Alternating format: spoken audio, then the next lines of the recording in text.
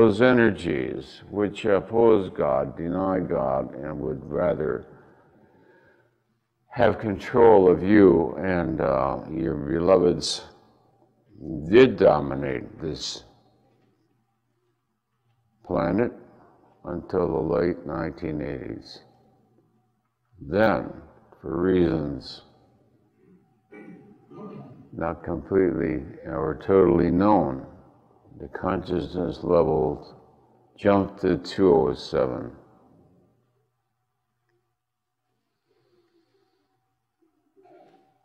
As you evolve spiritually, you see your power, not your power, but the power of your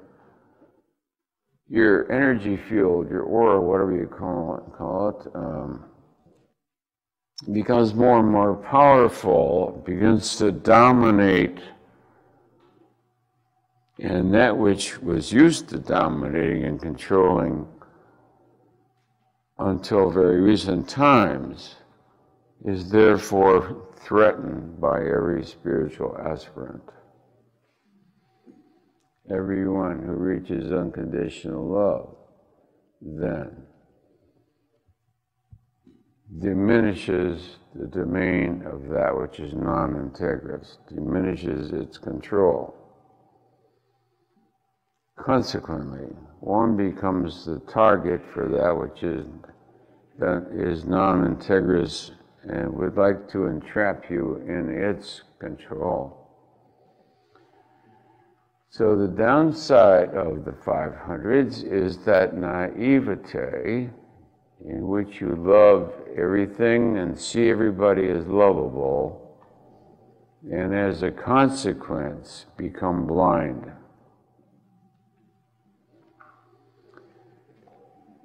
Many are the gurus of great renown, both dead and alive today, who reached the high of the usually the mid 500s, and were taken down one after another. Their numbers are rather shocking. At one time, calibrate 520, 540. Now 180. What happens? You see, the tiger trainer does not pretend that the tiger won't kill you if you ignore his inner nature. He demonstrates to me that you can love and still be aware of the downside of what you're dealing with. If you think you can turn over your trust fund to anybody who wanders down the street and says that he'd like to do it for you, you'll soon be a poor person. Well, I trust everybody. I only believe in holiness and love. Well, folks, how many people's retirement funds got sucked in by that one? Not long ago, huh? All right, so the downside of the 500s, unconditional love, doesn't mean to be blind. Doesn't mean to be blind. Be aware that all this is out here, and frankly, it wants to get you. I hate to tell you that.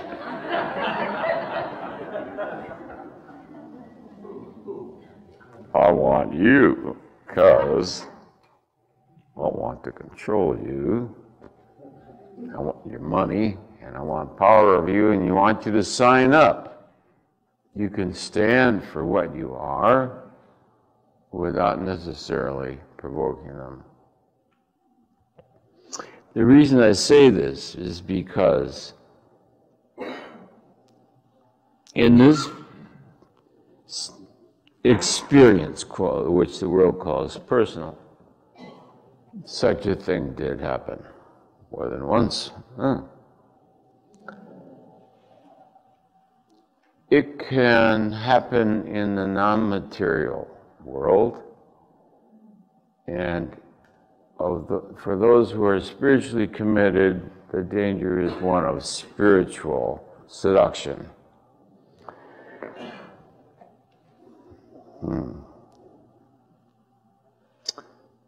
We're going to talk about the traps along the way, and then we're going to lead up to the final doorway.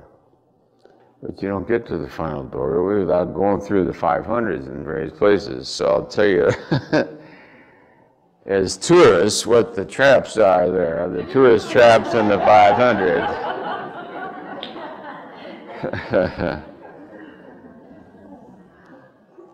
The trusting, sweet, loving, adorable old lady, they love to take your money.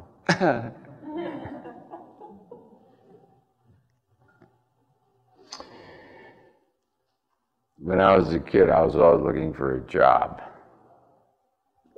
So one time it said, the salesperson wanted. So, I'm 16 or 17, 18, whatever. I need a summer job and summer break from school or college, whatever it was. So the idea was this guy would train you to sell peanut machines, the kind you put a penny into.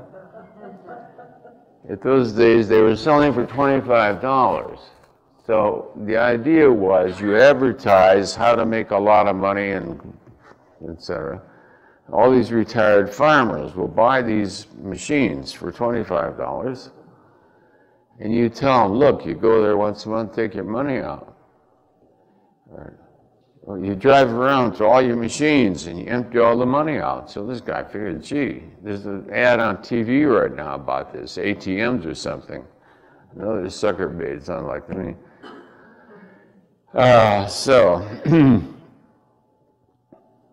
What you don't tell them is the peanut machine, if it empties every couple of years, it's going to be lucky. How often do you think a peanut machine empties? If it empties this year, you're lucky. All these peanut machines, he thinks all the money's coming in. So this guy was obviously a con man, see? So I've had an uneasy feeling about this, but I said to him, well, what about these farmers? This is their retirement money, their nest egg. They're going to live on the rest of their life.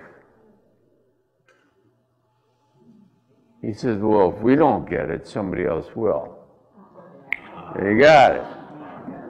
There you go. So the rationalization is always there. The rationalization is always there. Happily, I had enough integrity not to get sucked into that one.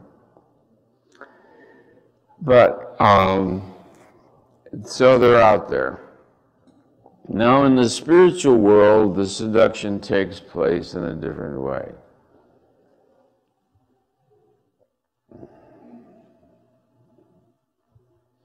How should we explain it?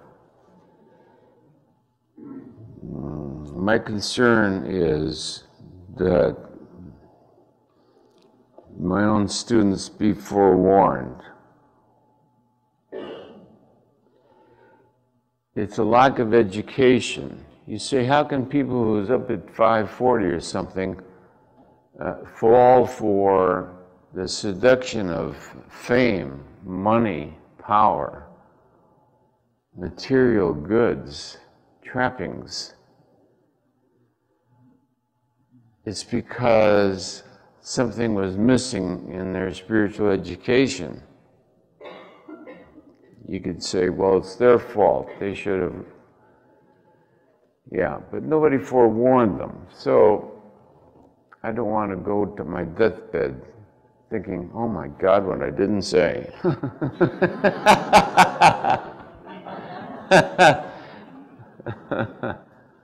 If you get suckered in, I feel it's my Karmic responsibility, you know. So, that which is glamorous, spiritual seduction takes the form of a glamour. A lot of times there's drama, there's theater, there's fancy titles, fancy clothing. I hate to say it, but most of them come from India. The reason is, India is old at this, old at it. They've got it down so slick that you wouldn't know a Swami from a swimmy.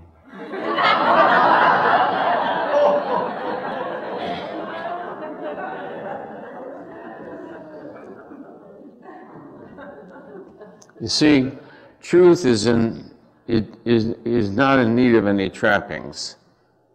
Truth is not interested in seducing anybody, impressing anybody, glamorizing anybody. Truth is sufficient unto itself. It comes not from elsewhere. Therefore, you need nothing out there. Truth has no external teacher. There's no other entity telling me what to say. Somebody once said, how do you channel all that? That's funny. Anyway. The knowingness is innate. To speak with such authority, do you realize the karmic consequences of speaking in error? So, no, the truth comes from within. It is not given from elsewhere. There is no other. All the way through to the infinite presence in which only the allness is. No other entities along the way. No saints, no babas, no angels, no others. There is no other. No celestial teachers arose.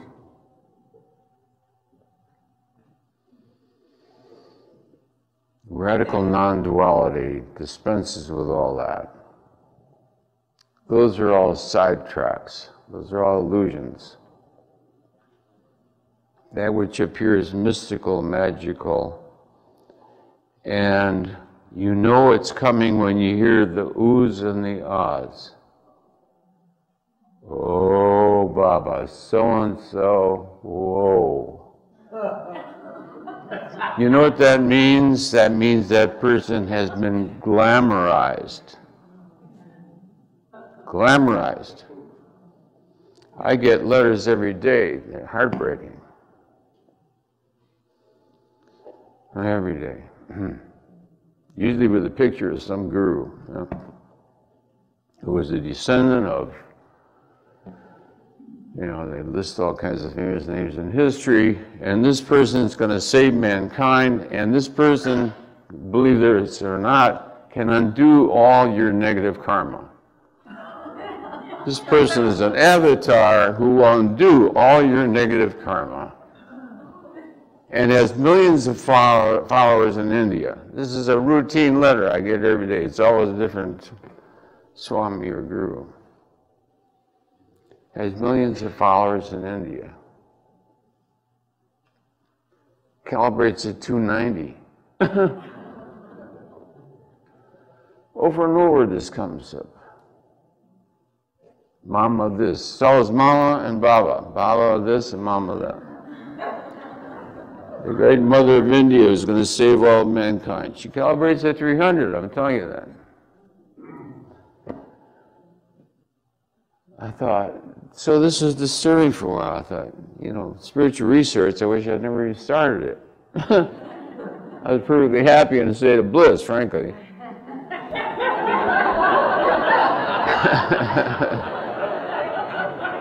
That's not the contract. The contract was to share with that which I've discovered for the good of all. That's my contract with God. How can this be? One after another gurus, we're calibrating 1,000 things for the next book after I, and over and over, well-known teachers, spiritual teachers.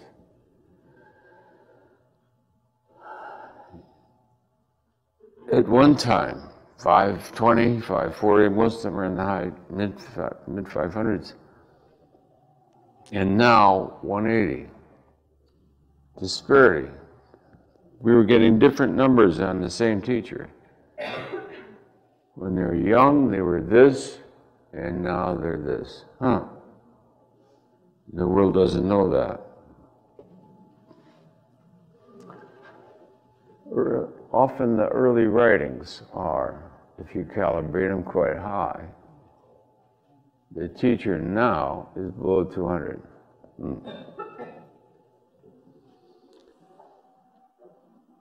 How can this be? Well, how can the teacher who's only 280 be the savior of millions of India? The great avatar is going to undo all your negative karma and save mankind.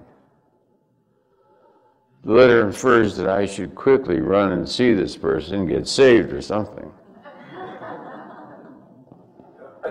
Well, because it didn't make sense until I realized that 290 to people down here is like a god.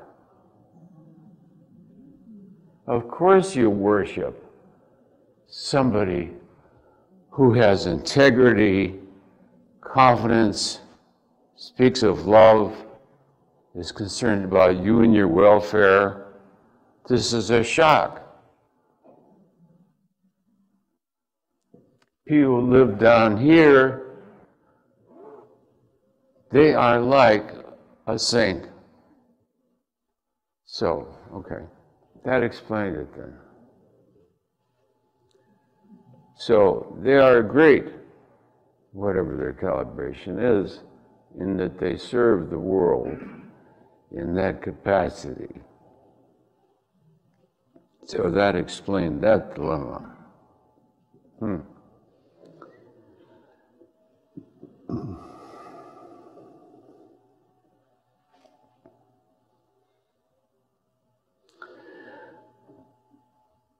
Therefore, it's important not to vary. See, straight and narrow is the way. The Buddha said the middle path, not too far this way, not too far this way. Straight and narrow is the way. To be committed to integrity, then. Be forewarned that that which is glamorous, impressive, theatrical, a whole production that has a hierarchy that you can buy your way into is out after your naivete.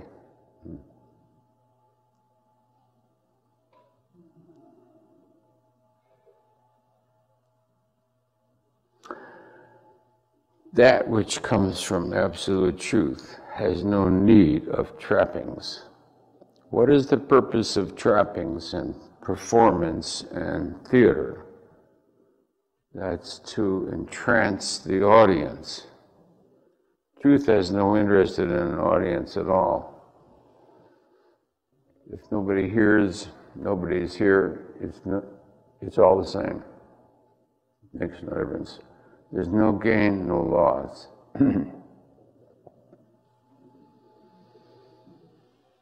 So a lot of times you go around to various spiritual things and there's all kinds of theater, entertainment, drama, ritual, smoke and incense and the whole deal that goes with it. Mystical rituals.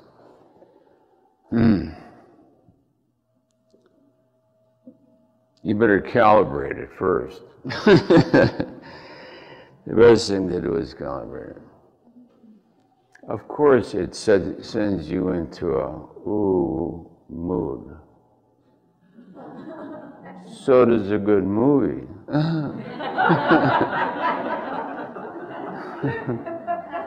So is getting stoned. Lots of things make you feel good and woozy.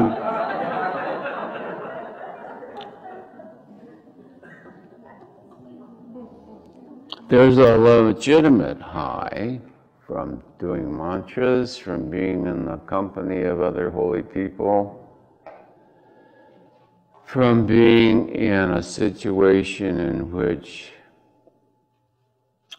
one sees the sacredness of the beauty, and so there is legitimate sacred ritual.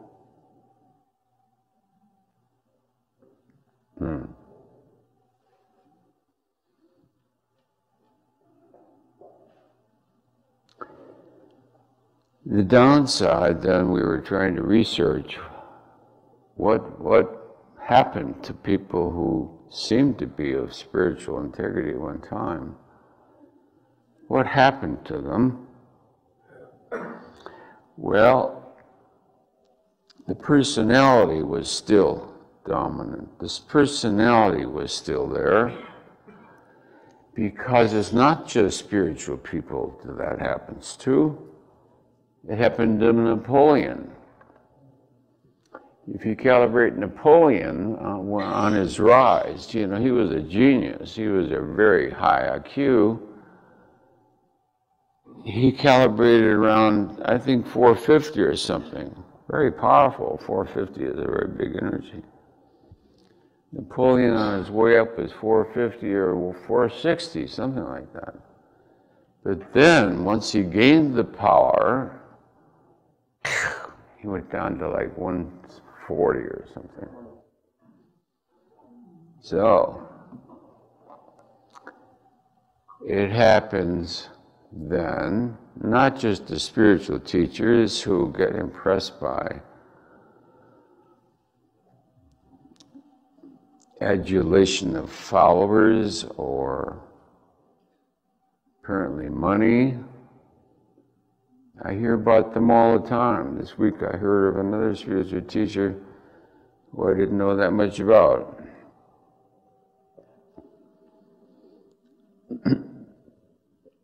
What in the world would want somebody who is teaching truth want with money and power? What would you do with it?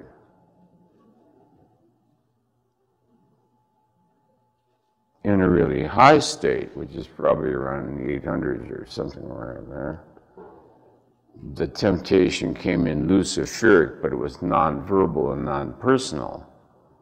Now that you have transcended all personal karma, all power is yours, own it. You know, the luciferic temptation, but that's a very high one. That's a different one. It was an easy one to turn down because power would be a burden. Oh, thanks. Spiritual motivators give you lectures on how to create abundance. My lectures are devoted to how to handle the problem of abundance.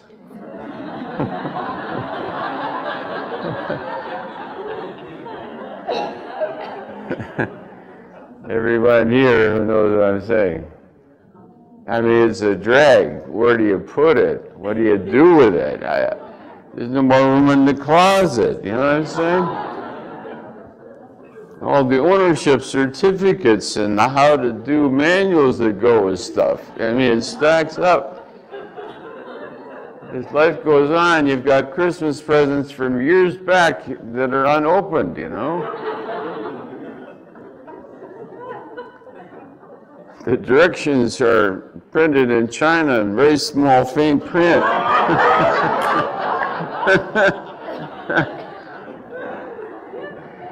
I look at it and I say, gee, there must be somebody I can give this to next Christmas, you know, the postman or somebody, you know. No, the trouble is, you know, abundance is a problem, so who would want it? The same with power, who would want it? But anyway, if that is unfinished within oneself, that apparently is what we discerned. The glamour of power. Oh, I get it. It isn't power, it's the glamour of power. Got it. Okay. It isn't power, it's the glamour of power. Oh, the seduction of the glamour of power. How nice. Thank you, Lord.